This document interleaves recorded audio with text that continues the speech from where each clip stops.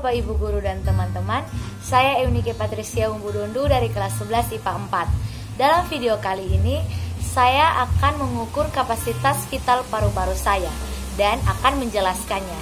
Selamat menyaksikan! Nah, untuk melakukan hal tersebut, saya memerlukan beberapa alat dan bahan, seperti balon,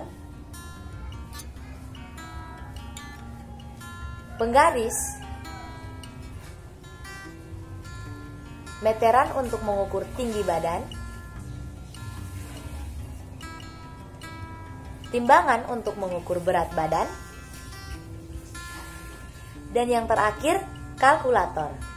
Ada dua cara yang dapat kita lakukan untuk mengukur kapasitas vital paru-paru. Yang pertama, cara memperkirakan kapasitas vital paru-paru kita dengan mengukur berat badan, tinggi badan, dan memasukkannya di dalam rumus. Dan yang kedua itu mengukur kapasitas vital paru-paru menggunakan balon. Nah, kita langsung saja masuk pada percobaan yang pertama dengan memperkirakan kapasitas vital paru-paru saya.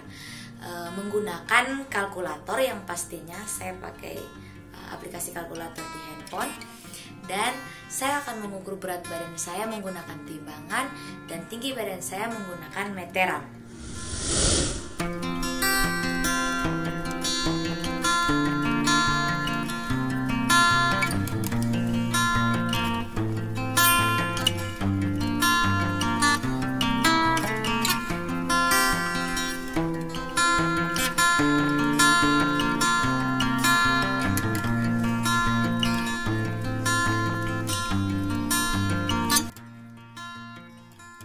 Ya, dari hasil pengukuran tadi mendapatkan bahwa berat badan saya adalah 54 kg dan tinggi badan saya adalah 155 cm. Kemudian kita masukkan hasil perhitungan tersebut di dalam rumus untuk mencari luas permukaan tubuh manusia. Rumusnya adalah akar dari tinggi di dalam sentimeter dikali dengan berat badan dalam kilogram dibagi dengan 3000. Dan hasilnya itu adalah luas permukaan tubuh manusia. Kita coba ya.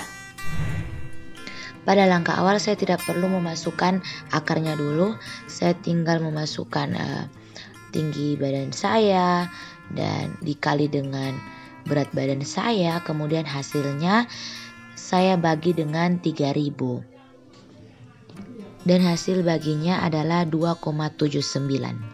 Kemudian setelah mendapat hasilnya kita masukkan dalam akar dan ternyata akar dari 2,79 adalah 1,67, di mana itu adalah luas permukaan tubuh saya.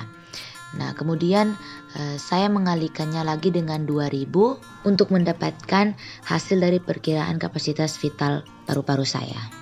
Dengan hasil perhitungan yang didapat, saya memasukkannya dalam sebuah tabel seperti ini. Kita masuk dalam cara yang kedua untuk menghitung kapasitas vital paru-paru, yaitu dengan cara menghirup udara dan meniup udara pada balon ini.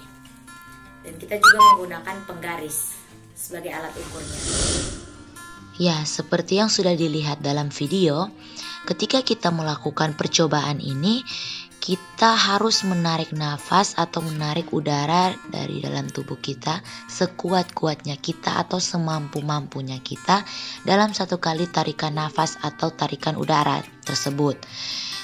Kemudian kita menghembuskannya lagi atau meniupnya lagi atau memasukkannya lagi di dalam balon tersebut dengan cara satu kali hembusan nafas atau satu kali hembusan udara itu. Dan kemudian kita mengukurnya menggunakan penggaris dan untuk mendapatkan hasil dari diameter balon yang sudah kita tiup tersebut.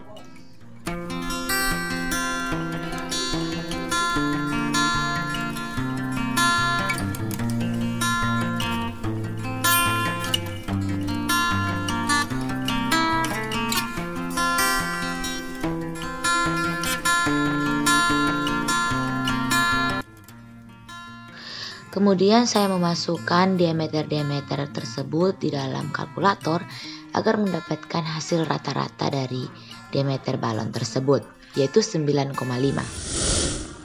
Selanjutnya dari diameter-diameter yang didapat, saya juga konversikan menjadi volume paru-paru menggunakan grafik berikut. Dengan melihat tanda titik-titik kuning yang saya beri pada grafik itu, dapat kita lihat bahwa volume paru-paru saya antara 300, 400, dan 500 cm kubik. Karena yang menjadi titik ukurnya adalah yang tadi, diameter balon yang ada 10, 9,5, dan 9 itu. Dan tidak lupa juga saya harus menghitung rata-rata dari volume paru-paru saya dengan cara menjumlahkannya dan membagi dengan 3. Dengan hasilnya adalah 400 cm kubik. Dan semua hasil yang didapat saya masukkannya di dalam tabel seperti ini.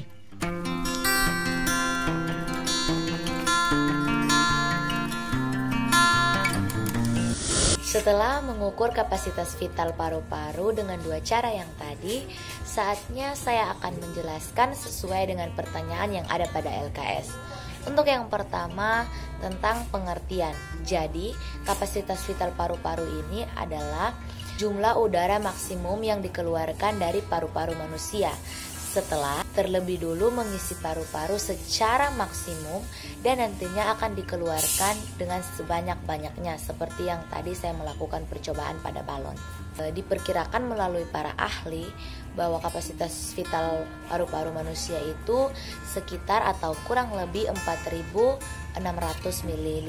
Dan secara umum pun kapasitas seorang pria dewasa lebih besar 20-25% dari wanita dewasa.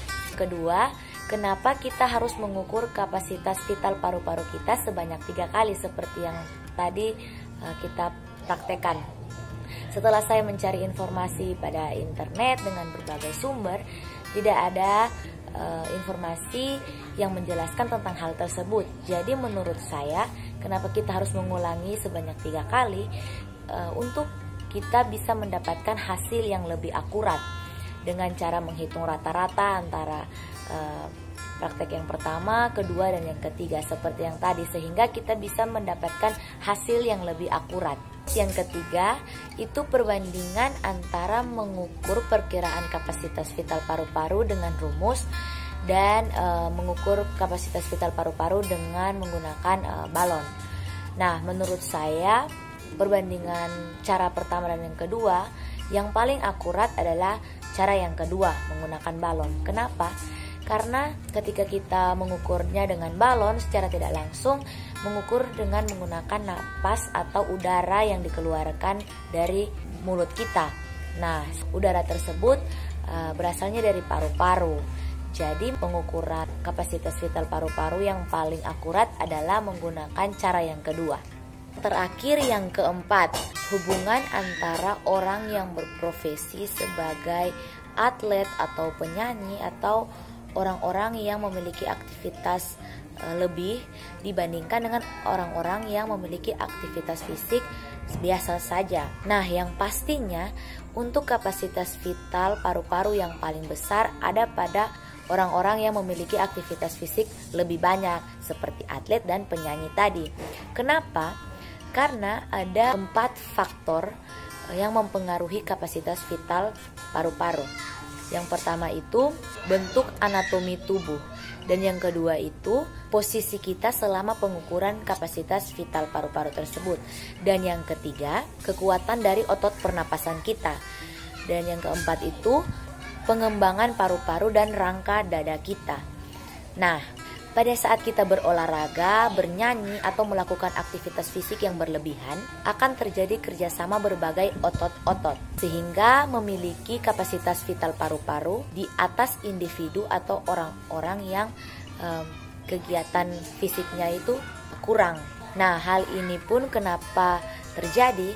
Karena latihan fisik yang lebih mampu meningkatkan berbagai faktor yang mempengaruhi nilai dari kapasitas vital paru-paru orang tersebut. Baik, demikian presentasi dari saya. Saya pamit.